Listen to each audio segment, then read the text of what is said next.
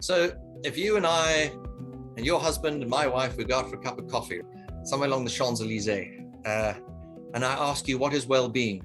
What language would you use over a cup of coffee? What is well-being? Well-being, I think, is essentially having the possibility of choosing the life you want to choose, you want to live, and not being sort of constrained, not being forced in the choices you make. And that means, having the possibility, having the ability to understand the world. So having a good education, having a good health, which of course was crucially reminded to us by the pandemic, but also having the possibility of choosing the time.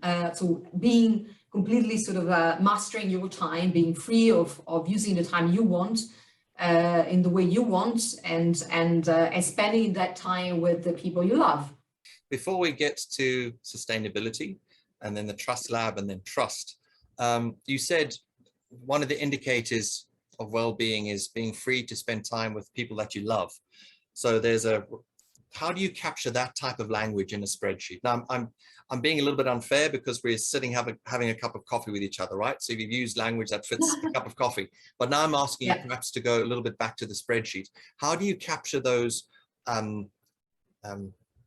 softer nuances on a spreadsheet? How do you say we want to open up time for people to spend quality time with others that are special to them? What does that look like?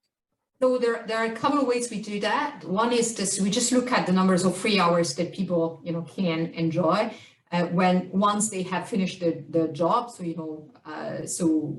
when they're not working sort of outside home, or when they're not working inside home. So we're just looking at really free time for themselves. Yeah. And so really it is about it's looking at their activities essentially over the day, and understanding which hours are just completely for them, to decide upon. And the other type of indicators we're looking at is sort of the type of satisfaction people may have in the way they're spending their time. So whether they feel strained about their time, whether they feel okay, that sort of they have good feelings in terms of they're able to sort of reconcile, their professional and sort of private objectives in life.